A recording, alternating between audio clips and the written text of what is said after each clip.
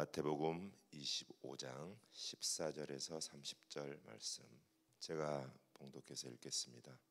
또 어떤 사람이 타국에 갈 때 그 종들을 불러 자기 소유를 맡김과 같으니 각각 그 재능대로 한 사람에게는 금 5달란트를, 한 사람에게는 2달란트를, 한 사람에게는 1달란트를 주고 떠났더니 5달란트 받은 자는 바로 가서 그것으로 장사하여 또 5달란트를 남기고 2달란트 받은 자도 그같이 하여 또 2달란트를 남겼으되 1달란트 받은 자는 가서 땅을 파고 그 주인의 돈을 감추어 두었더니 오랜 후에 그 종들의 주인이 돌아와 그들과 결산할세 5달란트 받았던 자는 5달란트 더 가지고 와서 이르되 주인이여 내게 5달란트 주셨는데 보소서 내가 또 5달란트를 남겼나이다.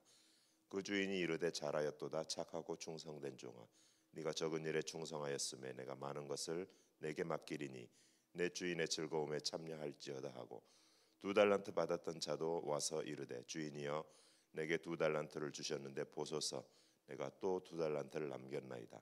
그 주인이 이르되 잘하였도다 착하고 충성된 종아 네가 적은 일에 충성하였음에 내가 많은 것을 내게 맡기리니 내 주인의 즐거움에 참여할지어다 하고 1달란트 받은 자는 와서 이르되 주인이여 당신은 굳은 사람이라 심지 않은 데서 거두고 해치지 않은 데서 모으는 줄을 내가 알았으므로 두려워하여 나가서 당신의 달란트를 땅에 감추어 두었나이다. 보소서 당신의 것을 가지셨나이다. 그 주인이 대답하여 이르되 악하고 게으른 종아 나는 심지 않은 데서 거두고 해치지 않은 데서 모으는 줄로 네가 알았느냐. 그러면 네가 마땅히 내 돈을 취리하는 자들에게나 맡겼다가 내가 돌아와서 내 원금과 이자를 받게 하셨을 것이니라 하고 그에게 1달란트를 빼앗아 10달란트 가진 자에게 주라. 무릇 있는 자는 받아 풍족하게 되고 없는 자는 그 있는 것까지 빼앗기리라. 이 무익한 종을 바깥 어두운 데로 내쫓으라. 거기서 슬피 울며 이를 갈리라 하니라. 아멘. 그동안 평안하셨습니까? 담임 목사님 잠깐 출타 중에 한 4일 동안 주일 좋은 우리 교회, 우리 좋은 교회 강단을 섬기게 됐습니다. 굳이 뭐 인사는 안 해도 될 것 같습니다. 우리가 하루하루를 살아가다 보면 또 인생을 하나님이 주신 연수만큼 살아가다 보면 세상이 왜 이렇게 불공평할까?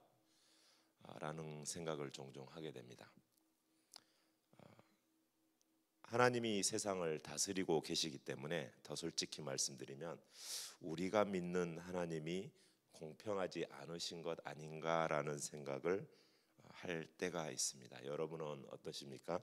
저는 종종 그런 생각을 합니다. 물론 공평하신 하나님이라 고백하는 뇌성마비 시인, 송명희 시인 같은 분도 있습니다. 그러나 저 같은 믿음의 수준이 평범 이하인 사람은 하나님이 주신 이 세상이 늘 공평하게 여겨지지는 않습니다. 특히 원치 않는 어려움들이 있을 때 나는 어려운데 누군가는 너무 평탄한 삶을 사는 것처럼 보일 때 더 그런 것 같습니다. 오늘 읽은 달란트 비유 성경 말씀을 보면 적어도 분배에 있어서는 하나님이 공평하지 않는 게 맞는 것 같습니다. 왜냐하면 5달란트 받은 사람이 있고 뭐 이거는 맞다 틀리다를 말할 수 있는 것이 아니고 2달란트 받은 사람, 1달란트 받은 사람 분명하게 공평이라는 단어를 사용할 때는 무엇인가 하나님이 공평하지 않으신 것 아닌가라는 말을 부인할 수는 없을 것 같습니다. 그러나 다시 말씀을 깊이 살펴보면 하나님은 틀림없이 공평하신 그리고 공정하신 하나님임을 다시 이 말씀을 통해서 발견합니다. 첫 번째로는 하나님은 우리를 아심에 있어서 공평하십니다. 사실 하나님은 공평하신 분이고 또 송명희 시인 같은 분이 믿음이 탁월해서 하나님을 향해 공평하다고 말하고 있는 것이 아닙니다. 원래 하나님의 성품 자체가 공평하십니다. 하나님은 1달란트 받은 사람, 5달란트 받은 사람 또는 2달란트 받은 사람 각각을 잘 알고 계심에 있어서 공평하십니다. 오늘 본문에 틀림없이 그렇게 말씀을 시작합니다. 14절에 오늘 말씀을 시작할 때 15절에 보면 각각 그 재능대로 한 사람에게는 이렇게 또 한 사람에는 이렇게, 아주 짧은 단어이지만 각각 그 재능대로라고 하는 말은 이것은 아무나 할 수 있는 말이 아닙니다. 제가 여기 계신 분들 여러분들을 알고 있고 심지어 제 안에도 앉아 있는 상황이지만 과연 내가 저 사람을 알까라는 생각을 할 때가 많습니다. 그러나 하나님은 각각 그 재능과 성품과 그 모습을 정확하게 그 어느 것 하나 차질 없이 모든 사람, 특별히 여기 앉아 있는 우리 모두의 각각을 아십니다. 성품이 어떠한지 아십니다. 그리고 우리가 무엇을 할 수 있는지 아십니다. 무엇을 할 수 없는지 아십니다. 하나님은 이 아심에 대해서 이미 저와 여러분을 공평하게 알고 계시다는 사실을 오늘 14절 15절을 통해서 알고 있습니다. 그러나 우리 눈이, 우리의 욕심이 달란트 액수에 자동으로 초점을 맞추는 이상한 죄인의 습성이 있어서 차별하시는 것처럼, 마치 아담이 하나님 앞에 죄를 범했을 때 가장 먼저 당신이 주신 여자입니다, 저 여자 때문에 라고 다른 사람에게 초점을 맞추는 것처럼 우리 눈은 자꾸만, 우리의 욕심은 액수에 초점을 맞추는 습성이 있어서 하나님이 다르게 주신, 차별이 있는 것처럼 느끼곤 하는 것뿐입니다. 하나님은 거기까지 아신 것 같습니다. 이 한 종은 아무것도 하지 않고 감춰두었습니다. 난 왜 한 달란트만 주는 걸까? 퉁명스럽게 혼잣말을 했을 것 같습니다. 여러분 알고 계시죠? 사실 이 한 달란트는 작은 돈이 아닙니다. 남자 장정이 20년간 매일매일 일해서 한 푼도 쓰지 않고 모아야 모을 수 있는 돈입니다. 제가 대충 얼마나 될까 계산을 해보면 현재 시가로 한화 가치로 얼추 6억 원 정도 되는 돈입니다. 한 달란트도요, 작은 것이 아니거든요. 그러니까 이게 작고 많고 나와 남이 다르고 할 계제의 일이 아니고 이미 그 사람으로서 충분하고, 하나님께서 아시는 하나님이 너무 잘 아시기에 가장 적절하게 주셨음에도 불구하고 인간의 욕심은 그것이 나에게 차별이 난다라는 이거 하나만으로 아무것도 할 수 없고 땅에 묻어두고 그냥 가만 놀고 먹게 만들어버린 것이 우리 자신의 모습을 정확하게 이 말씀이 비춰주고 있다고 생각하십니다. 하나님은 두 종이 충분히 열심히 할 것을 아셨고, 하나님은 한 종이 고민하다가 아무것도 하지 않을 것도 아셨던 것 같습니다. 이 아침에 우리를 아시는 하나님 앞에 우리는 어떻게 기도해야 할까요? 하나님 저를 아시지요 라고 시작할 수 있다는 것 자체가 하나님의 큰 은혜인 줄로 믿습니다. 두 번째로 하나님은 우리를 공평하게 기대하시는 것 같습니다. 하나님의 공평하심 중에 기대하심이 함께 되어 있습니다. 5달란트 받은 자나 2달란트 받은 자나 그들에게 액수로 기대하지 않았고요, 1달란트 받은 자에게도 역시 마찬가지입니다. 하나님은 2배 이상을 기대하지 않고 계심을 알 수가 있습니다. 하나님의 기대는 액수가 더블이냐 트리플이냐 하는 것을 말씀하고 있지만은 않습니다. 물론 더 정확히 말하면 최선을 기대하고 계시겠죠. 우리의 최선을 기대하시겠죠. 하지만 공평이라는 차원을 보고 있기 때문에 액수 그리고 숫자로 표시를 해보자면, 하나님은 우리에게 기대하실 때 아브라함에게 기대하셨던 만큼을 기대하시고요, 다윗에게 기대하셨던 만큼을 저에게 기대하고 있고, 저 신판호라는 선교사에게 기대하신 만큼을 여러분에게도 똑같이 기대하고 계시는 공평하신 하나님이십니다. 여러분 이 말씀이 어떻게 들리세요?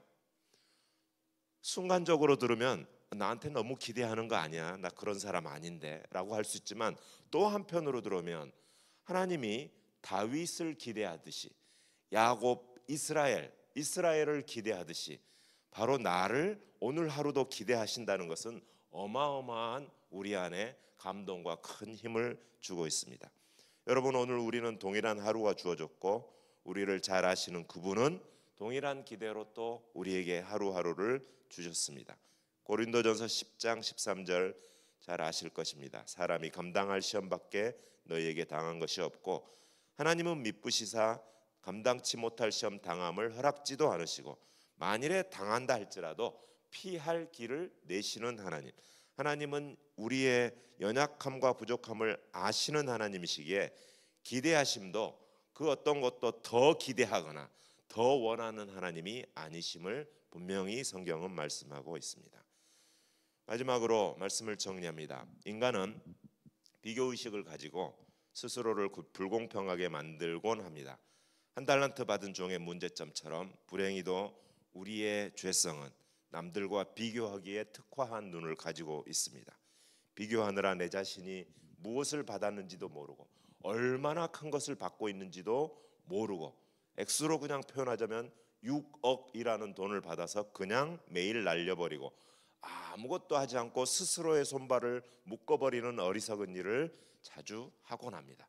하나님이 이렇게 되신 하나님을 그렇게 보기 때문에 하나님의 기대에 대해서 공평하신 하나님의 기대인데 나에게 대해서 무리하게 생각한다고 무리한 요구를 받았다고 착각함으로 결국 아무것도 하지 않는 일을 오늘 말씀을 통해서 우리는 보았습니다. 솔직히 다시 한번 이 말씀을 나 자신의 현실과 나 자신의 존재를 통해 비추어 본다면 사실 하나님은 나 같은 사람에게 왜 이렇게 많이 주셨을까라고 고백할 수밖에 없다고 저는 생각합니다. 여러분은 어떻습니까? 저는 하나님 앞에 제 자신을 생각할 때 선교사로 21년을 살아가고 있는데 선교사로 살아갈 때 왜 유난히 나에게 특별히 나에게 이런 것들을 맡기시고 기대하실까?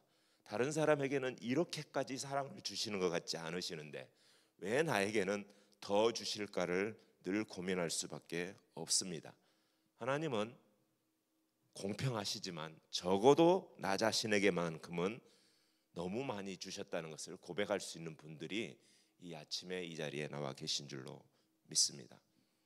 여러분, 이 아침에 우리가 함께 이 하나님 앞에 하루를 시작하며 기도했으면 좋겠습니다. 첫 번째로는 나를 그리고 우리가 처해 있는 상황을 잘 아시는 주님께서 오늘 하루 나도 주님을 알아가는 하루, 만나는 사람과 상황과 사건들을 통해서 하나님을 배우는 하루 되게 해주십시오. 함께 기도하기를 소원하고요. 두 번째로는 부족한 나를 기대해 주시고 다윗을 기대하듯 아브라함을 기대하듯 너무 부족한 우리의 한계를 아시는 주께서 동일하게 나를 또 오늘 하루를 기대해 주신다는 것을 주님 앞에 감사함으로 충성된 하루 살아가는 성도 되게 해달라고 우리 통성으로 함께 주님 앞에 기도하겠습니다.